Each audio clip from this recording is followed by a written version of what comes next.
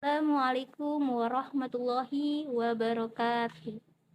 Alhamdulillahirabbil alamin wa bihi nasta'in wa ala umurid dunya waddin wassalatu wassalamu ala asrofil anbiya'i wal mursalin wa ala alihi wa sahbihi ajmain amma ba'du. Pertama-tama, marilah kita panjatkan puja serta puji syukur kita kehadirat Allah Subhanahu wa Ta'ala, yang mana sampai saat ini masih memberikan kita beribu-ribu nikmat, nikmat iman, Islam, serta nikmat sehat walafiat, sehingga kita masih bisa diberikan kesempatan pada hari ini. Sholawat serta salam marilah kita curahkan kepada junjungan Nabi besar kita, Nabi Muhammad Sallallahu Alaihi Wasallam. Yang hormati dosen pengampu mata kuliah Syarah Hadis Ekonomi Al-Ustadz Dr. Muhammad Nurul Alim SEME dan teman-teman sekalian. Izinkan saya untuk memperkenalkan diri. Nama saya Lala Amelia dari Prodi Perbankan Syariah semester 6 tahun angkatan 2020 dan satu materi yang berjudul Syarah Hadis Riba. Di sini ada beberapa poin. Kita akan membahas 4 poin. Poin yang pertama yaitu definisi riba dan hukum riba. Poin yang kedua, jenis dan contoh riba. Poin yang ketiga, hadis-hadis tentang implikasi riba dalam kehidupan. Dan yang terakhir adalah penutup serta kesimpulan. Yang pertama ada definisi riba dan hukum riba. Kata riba adalah tambahan. Dalam bahasa Arab, asal kata riba adalah robba yarbu, yang juga berarti berkembang. Sedangkan secara terminologi, riba memiliki dua pengertian yang bersifat khusus dan umum. Adapun pengertian secara khusus adalah adanya tambahan yang disyaratkan sebagai kompensasi dari pembayaran qard atau utang yang melebihi batas waktunya, yaitu setiap kali adanya penangguhan dan keterlambatan dalam membayar, maka akan dikenakan biaya tambahan. Adapun pengertian secara umum, riba adalah segala bentuk tambahan yang terjadi dalam transaksi utang piutang dan jual beli, yakni jual beli yang bersifat farid dan dilarang oleh syara. Ini sebagaimana yang disebutkan oleh Asy-Syarhasi Ibnu Hajar Al-Asqalani, Ibnu Rushd, dan selainnya. Itu menurut Asy-Syaikh sabik riba adalah atas harta yang pokok. Dari definisi di atas dapat dipahami bahwasanya riba adalah biaya tambahan yang disyaratkan saat pengembalian harta pokok dan biaya tambahan yang dibebankan sebab keterlambatan dan pengembalian atau sebab adanya permintaan penangguhan dalam pembayaran. Jika dilihat secara teknis, riba adalah pengambilan tambahan dari harta pokok atau modal dengan secara batil. Adapun hukum riba adalah haram. Tidak ada ikhtilat di kalangan ulama terkait keharaman riba. Ini didasarkan pada Al-Quran dan hadis yang melarang perbuatan riba. Terdapat di Al-Quran surah Al-Baqarah ayat 275. A'udzu billahi minasyaitonir rajim. Bismillahirrahmanirrahim. Alladzina ya'kulunar riba la ya'kumuna illa kama yakumul ladzina yatakhabbatuhum syaitanu minal mas. Dzalika bi'annahum qalu innamal bay'u mislur riba wa ahallallahu al-bay'u wa harramar riba faman ja'ahu mau'izatu min rabbih fa antaha falahu ma salaf wa amruhu ila Allah wa man 'ada fa ulaika ashabun nar hum fiha khalidun. Orang-orang yang memakan riba tidak dapat berdiri melainkan seperti berdirinya orang yang kemasukan setan karena gila. Yang demikian itu karena mereka berkata bahwa jual beli itu sama dengan riba.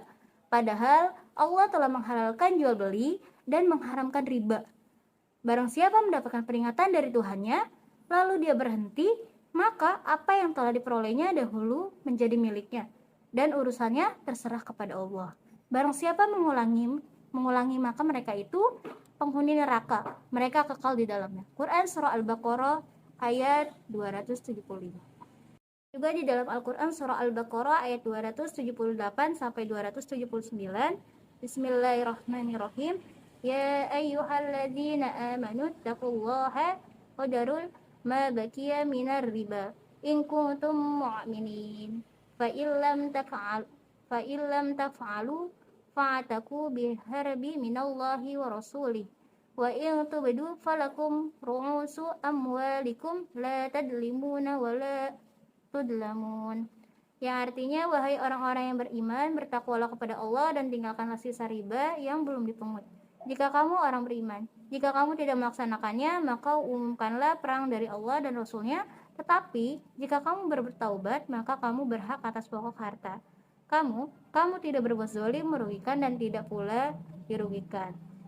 Quran Surah Al-Baqarah ayat 278 sampai 279.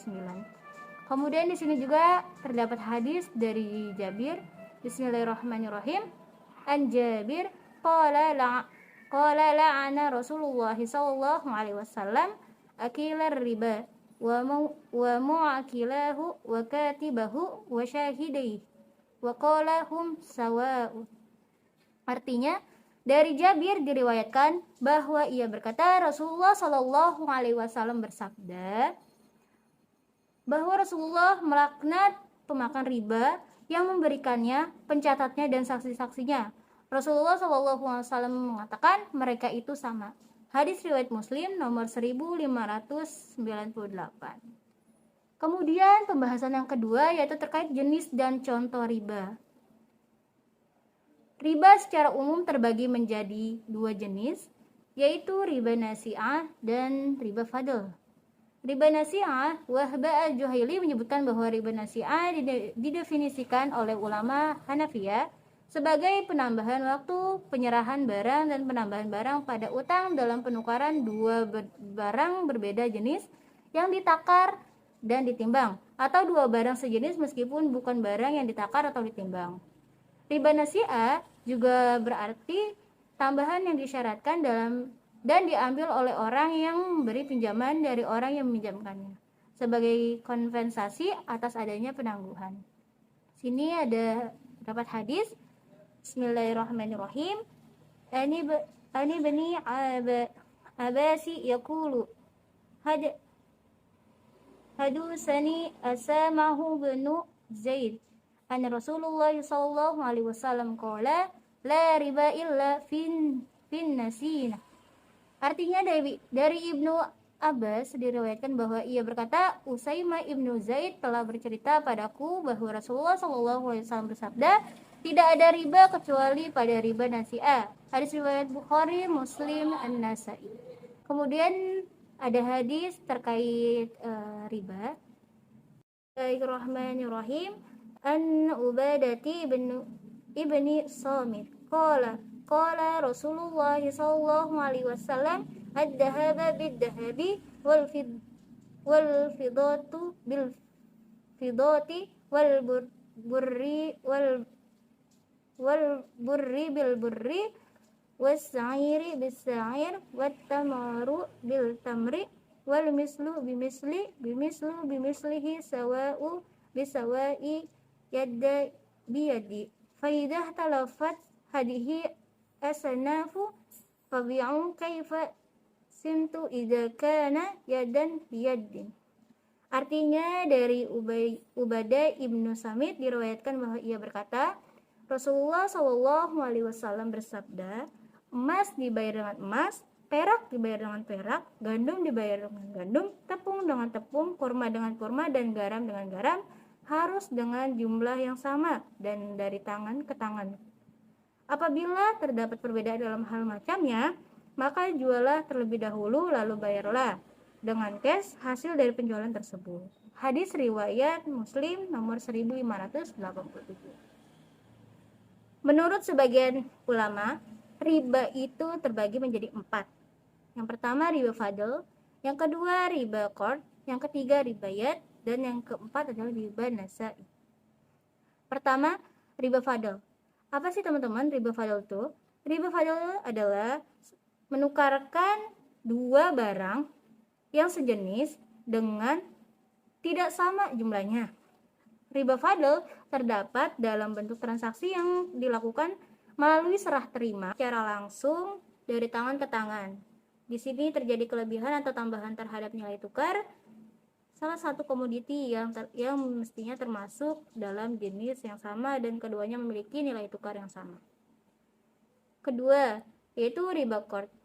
Maknanya adalah riba yang terjadi pada transaksi utang piutang yang tidak memenuhi kriteria untung muncul bersama resiko dan hasil usaha muncul bersama biaya. Transaksi ini mengandung pertukaran kewajiban menanggung beban hanya karena berjalannya waktu. Riba qard adalah suatu manfaat atau tingkat kelebihan tertentu yang disyaratkan terhadap yang berhutang. Kemudian yang ketiga yaitu riba yad, perceraian atau berpisah dari tempat akad sebelumnya dilakukan proses timbang terima, yaitu menjual dengan pembayaran barang yang sejenis tetapi tidak secara kontan. Kemudian yang keempat yaitu riba nasai, yaitu pertukaran barang yang disyaratkan terhadap terlambat untuk menyerahkannya salah satu dari dua barang atau keterlambatan tersebut nanti harus disertai dengan tambahan. Kemudian apa sih teman-teman contoh dari riba itu? Kita lihat di sini ada contoh riba nasi'ah atau riba qard. Nah, misalnya seseorang memberi pinjaman uang sebesar Rp500.000 dengan syarat pengembaliannya kelak ditambahkan 10% dari pokok pinjaman. Tambahan 10% dari pokok adalah riba karena tidak sama dengan peminjaman yang dipinjam oleh orang tersebut. Kemudian riba contoh dari riba fadl, misalnya seseorang menukar 4 beras liter dengan merek beras Bulog dengan 2 liter beras Rojo Lele.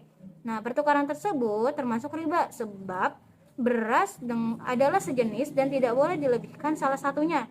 Jalan tengahnya adalah 5 liter beras Bulog dijual terlebih dahulu, kemudian hasil penjualannya dibelikan beras Rojo Lele.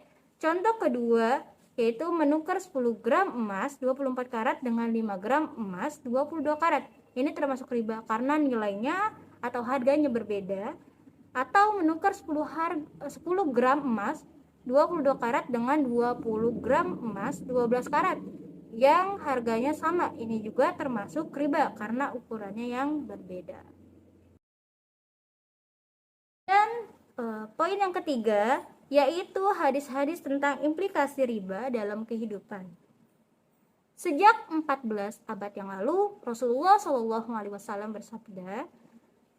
Yang selanjutnya yaitu poin yang ketiga, kita akan bahas terkait hadis-hadis tentang implikasi riba dalam kehidupan. Sejak 14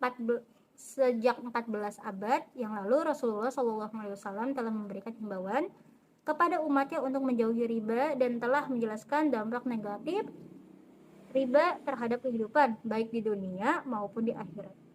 Namun, banyak di antara kaum muslimin belum mengetahui himbauan Rasulullah SAW terkait dengan riba. Mereka menyangka riba adalah perbuatan normal dan lazim terjadi di masyarakat, sehingga para ustadz, alim, mubalik, dan siapapun yang mengetahui bahaya dan dampaknya dari riba ini senantiasa menyampaikan dan mensosialisasikan himbauan tersebut kepada masyarakat atau kaum muslimin, tentu dengan cara yang ma'ruf serta lemah lembut. Adapun himbauan dari penjelasan Rasulullah SAW terkait dengan implikasi riba terdapat kehidupan adalah sebagai berikut. Itu di sini ada 5. Yang pertama yaitu pelaku riba akan mendapatkan dosa, dan dosa riba yang paling ringan adalah seperti seseorang menzinai ibu kandungan sendiri. Dari Abdullah, Rasulullah SAW bersabda, Bismillahirrahmanirrahim, Ar-riba salasatu wa sab'una bab. Riba itu ada 73 pintu, Hadis riwayat Ibnu Majah nomor 2275. Dari Abu Hurairah radhiyallahu anhu, Rasulullah SAW bersabda, Bismillahirrahmanirrahim, ar-riba sab'una huban aisaruha ayyan kiha rajulan ummah. Riba itu ada 70 dosa, yang paling ringan adalah seperti seseorang menjinai ibu kandungnya sendiri. Hadis riwayat Ibnu Majah nomor 2274. Kemudian dalam riwayat Al-Hakim disebutkan, Bismillahirrahmanirrahim, ar-riba salasatu wa sab'una baba aisaraha mislu ayyankihu ar-rajula ummah wa in